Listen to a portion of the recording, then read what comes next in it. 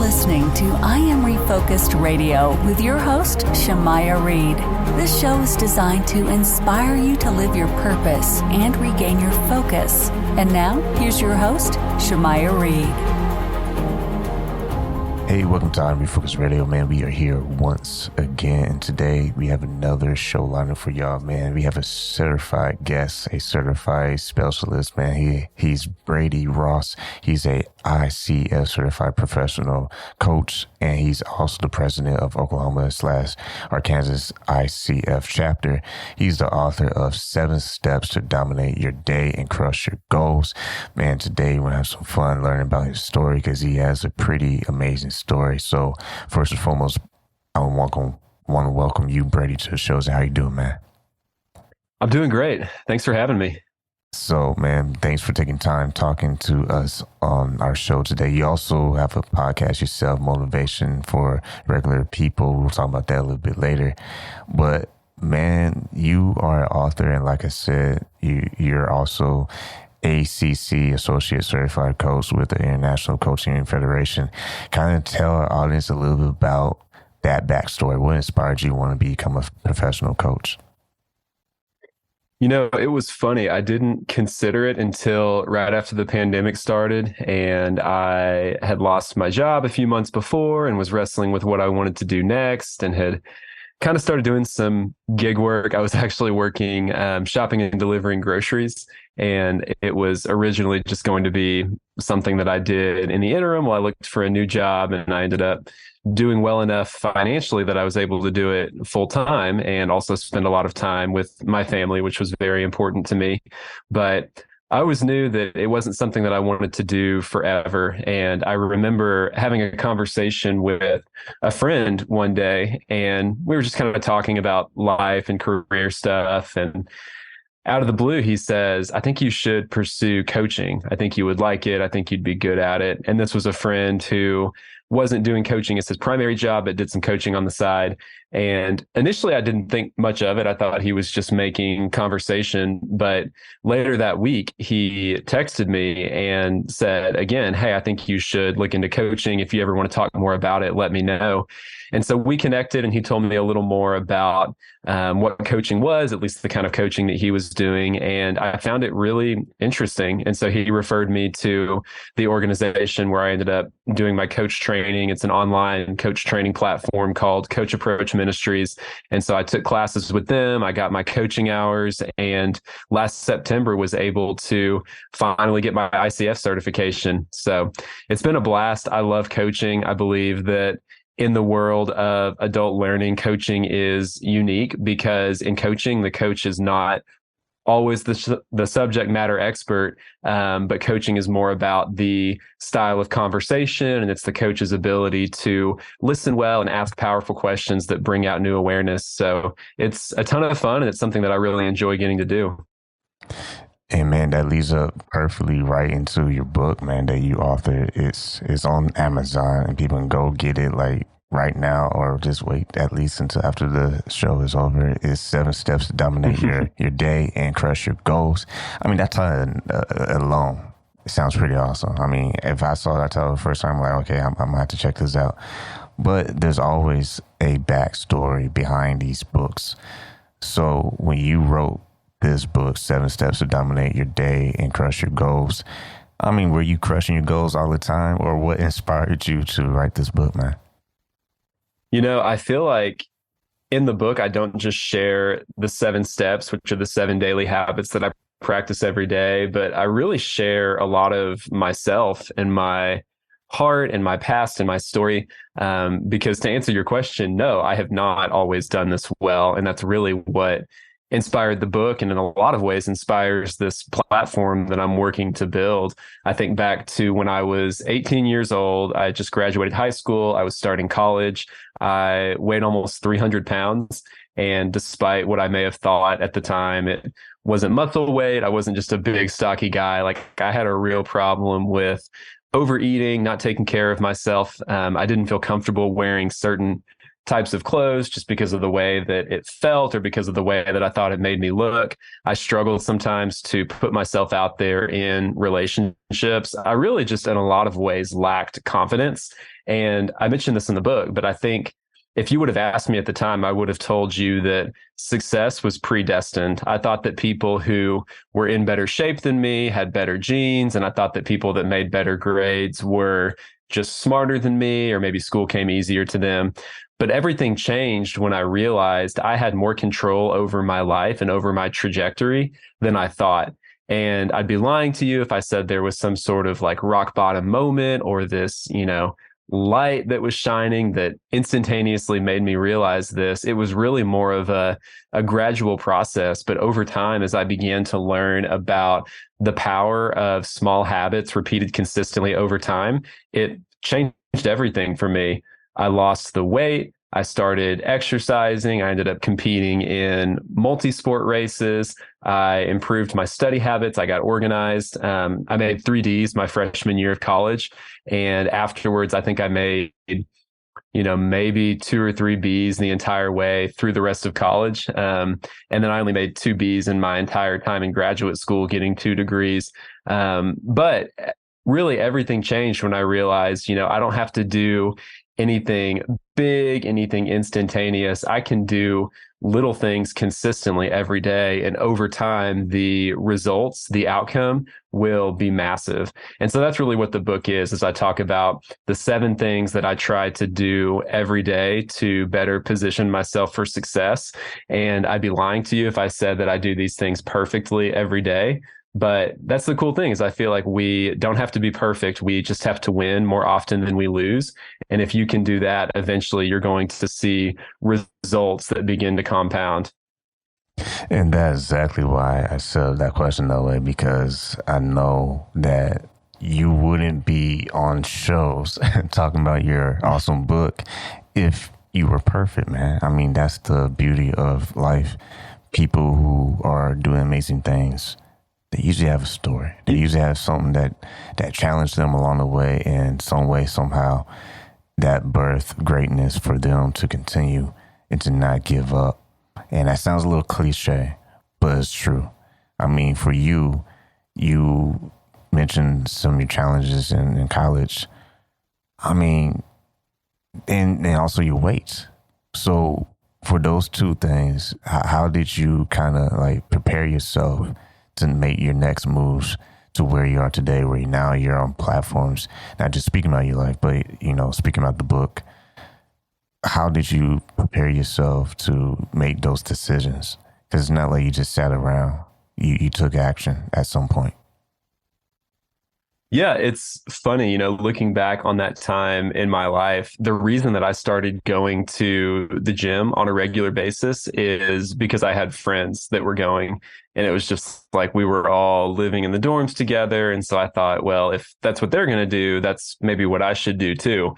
And it was gradual. I'd go to the gym, I'd work out for maybe 20 or 30 minutes, and I'd do that 2 or 3 times a week. But doing that consistently, over time, it became easier. I started to lift more weight than what I could before. And I think even just that little bit of progress made me realize that this is possible. Like, I can make strides in this area. I can be better than I was before. And I do remember there was a day I'd been going to the gym for a couple of months and I just didn't feel like going. I don't know if there was like something else that was going on that I wanted to do instead, or what was going on that day, but I just didn't feel like going. And I don't remember what motivated me to go, but I remember I decided to go anyways. And I felt so good afterwards, not just physically, you feel the endorphins of working out, but also mentally and emotionally. I felt like I had done something that was difficult to do, even though it didn't feel natural and it didn't feel like something that I wanted to do at the time. And that just became a feeling that I wanted to chase. And so as I look back on that time now with a little bit of perspective, I think about a conversation that I had with a friend recently. So they've just gotten into running and they said, hey, at what point do I become a runner? And I'll admit that this was heavily inspired by Atomic Habits by James Clear, which is a book that I love and I think everyone should read. But I told this friend, I said, you are a runner when you begin to believe that you're a runner. There's not this artificial threshold where it's like, well, if you can run a mile without stopping, or if you run, 3 out of 7 days in a week, then you're a runner. That sort of identity is something that you have to decide to embody. And what's cool when that happens is that influences your action in a better way than anything else does. What we believe about ourselves has a tremendous effect on how we see ourselves, how we talk about what we're doing with others. It's a game changer. Once again, listen on Refocus Radio. We're talking to our guest today, Brady Ross. You can go to his website, bradyross.com. And mental note, make sure after the show you go check out his book on Amazon. It's 7 Steps to Dominate Your Day and Crush Your Goals. Man, so this book, jumping right back into the book inside, you're helping people take daily steps.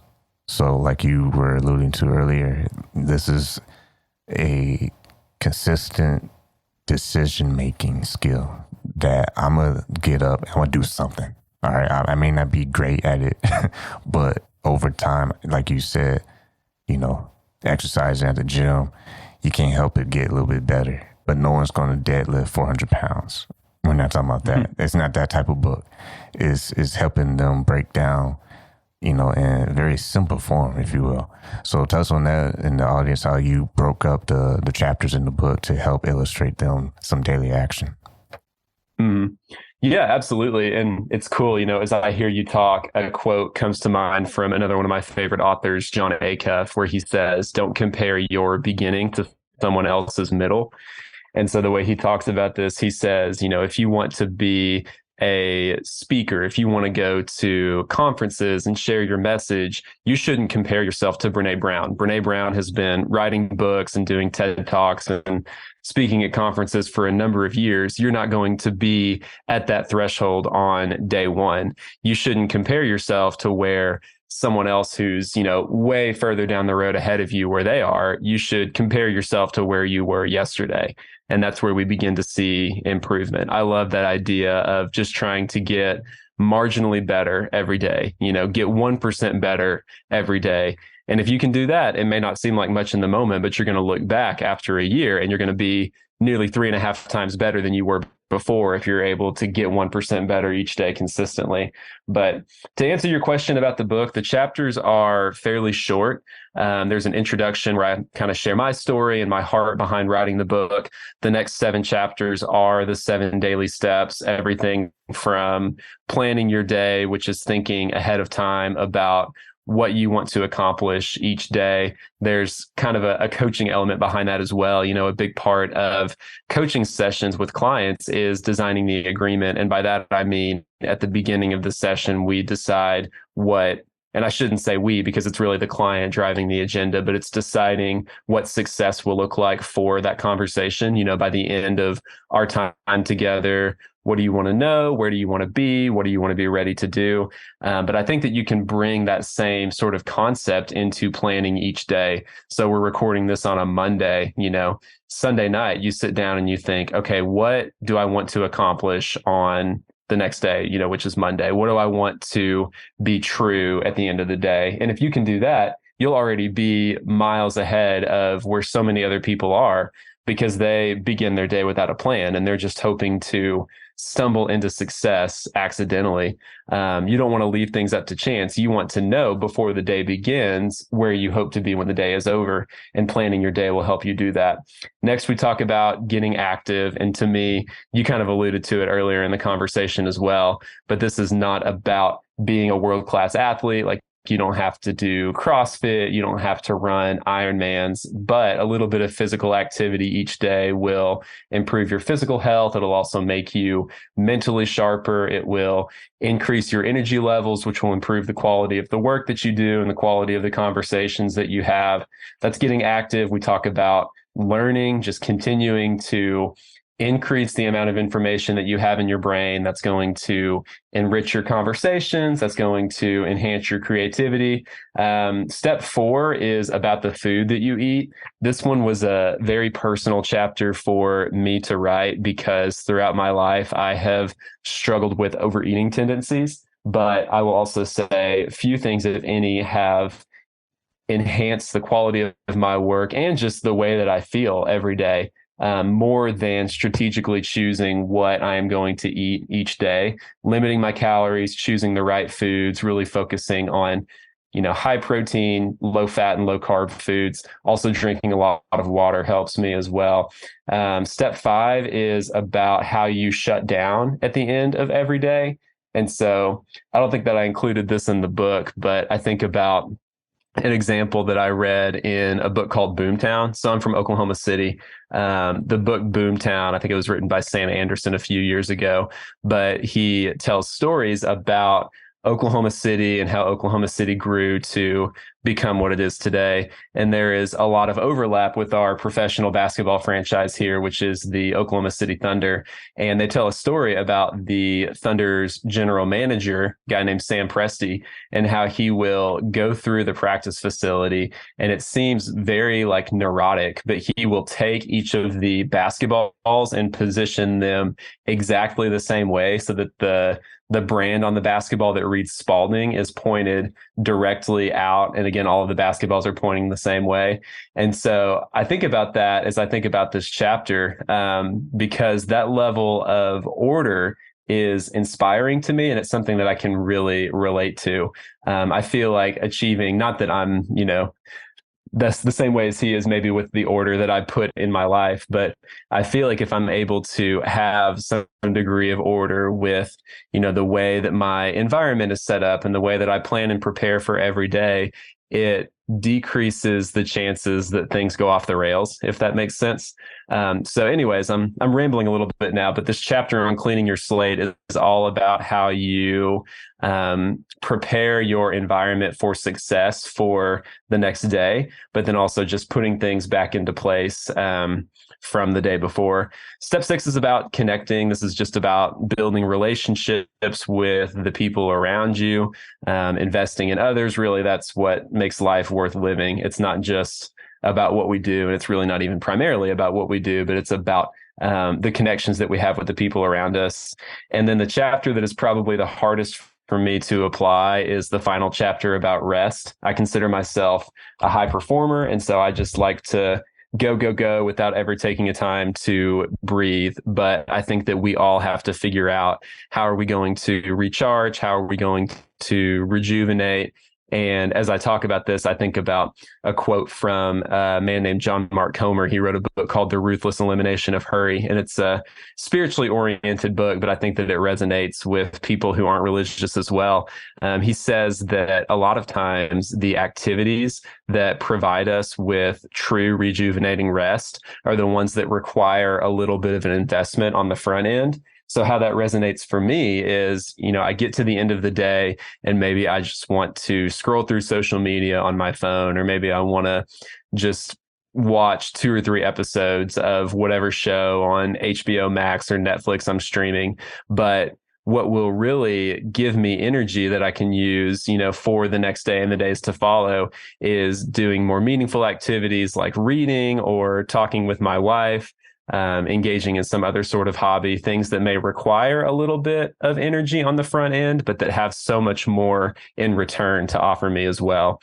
So that's a brief overview of the book. And then there's a final section about how to make these things stick. The hope is that people who read the book don't just feel like I'm giving them a bunch of ideas or theories, but that they actually know, throughout the entire book, and then especially with that last section, how to take these things and apply them in a way that makes a meaningful difference in their life.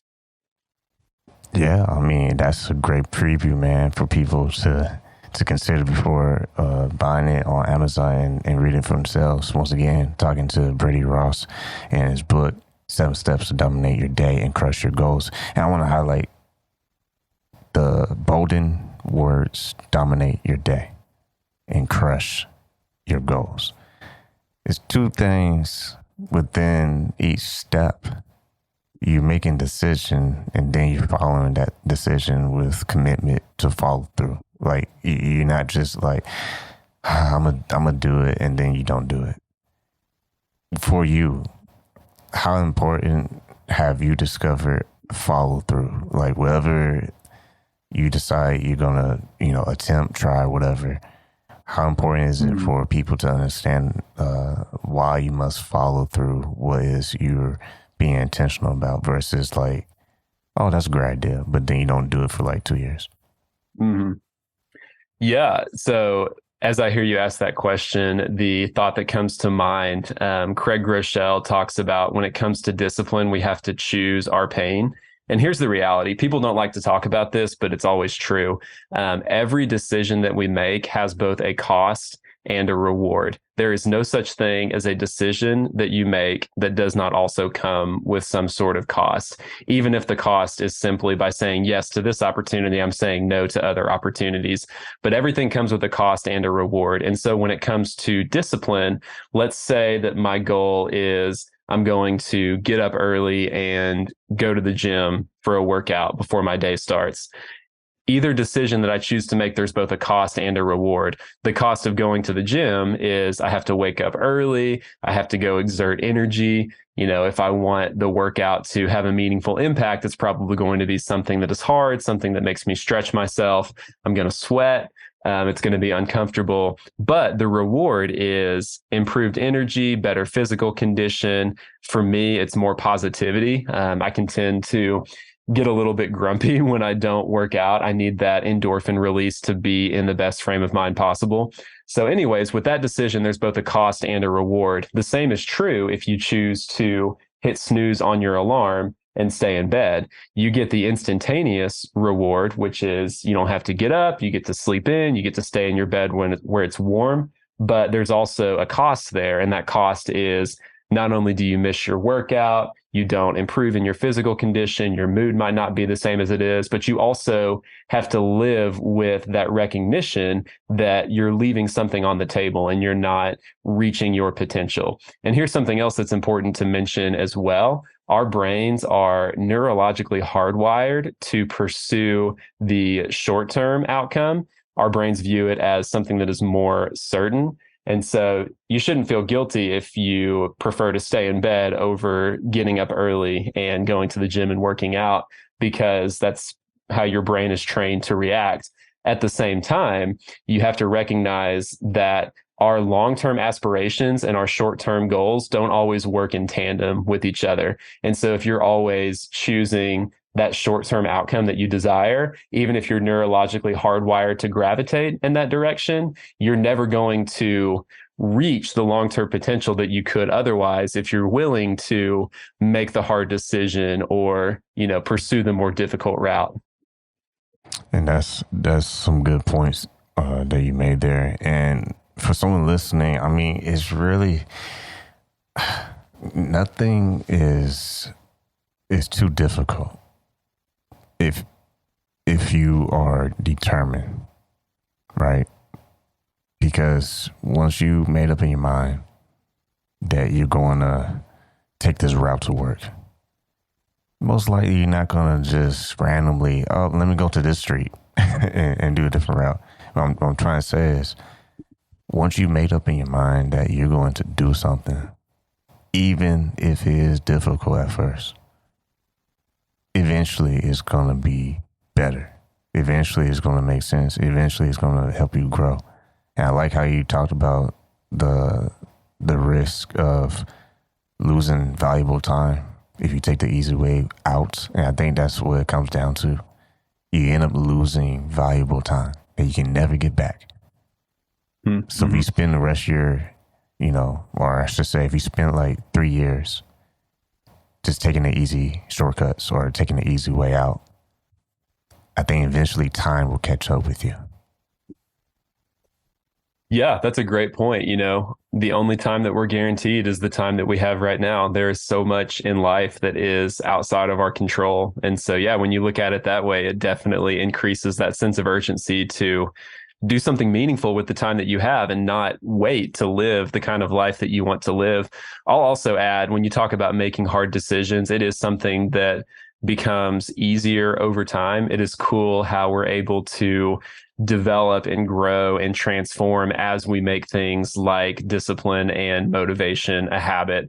It's just like anything, it's hard to get started. It's hard to get that ball moving, but once it's in motion, it's a lot harder to slow it down. And so that's the encouragement that I would give anyone listening. I talk with people often who'll say things like, I'm just not that motivated, or motivation doesn't come naturally to me. The truth is, you already have all of the motivation that you need. You just have to figure out how to refocus or realign that motivation to serve your long-term goals and aspirations, rather than just reacting to whatever feels right or feels easy in the short term.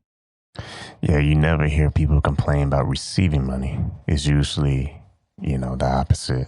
They're more than happy to receive money. It's the spending it that kind of gets them thinking and hesitating. And I think that's the same thing with your time. You can have all the time in the world, but unless you plan it out, like the 7 steps to dominate your day and crush your goals, unless you're willing to plan it out, then that excessive time is wasted. And now you're stuck into a situation where you're forced to make a decision. And you don't want to put yourself in that situation where you're forced to make a decision, because you wasted all those precious minutes, hours and days and years. Because life, it comes and goes. And if you don't dominate your day starting today, then when? What will it take for you to start exercising or eating better? No one's saying be perfect. You're not gonna be Superman or Superwoman, but it's that intention that I can make life a little bit better if I just do a little bit here, a little bit there. But as long as you're going down that path that's going to get you to the next level or to a better, more fulfilling life, then those small sacrifices, they add up, and they will make you not just stronger or a better person, but it'll allow you to do what you're doing today, educating people based on your own experience and allowing them to unlock those doors that they kept shut for so long.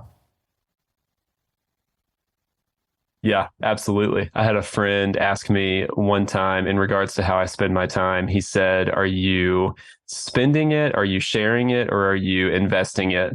And I don't entirely remember the delineations between each of those, but I think that we should all strive to, share some time, but also invest time whenever possible, because that's the time that is going to provide the greatest reward. And that's what you're going to look back on, 3 months, 6 months, a year, even more down the road, and say, yeah, that was hard in the moment. I didn't enjoy that necessarily, but I can still see the payoff in my life today for how I chose to spend my time back then.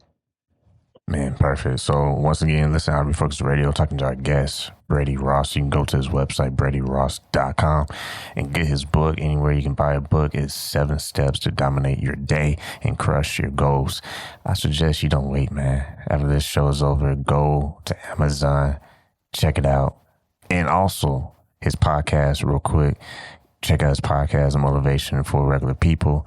And also, man, find his podcast and leave some reviews, man. That helps the show grow. So, man, time went by super fast, Brady, but I want to say thank you for taking time talking to us today, man. This was fun. Thanks for having me.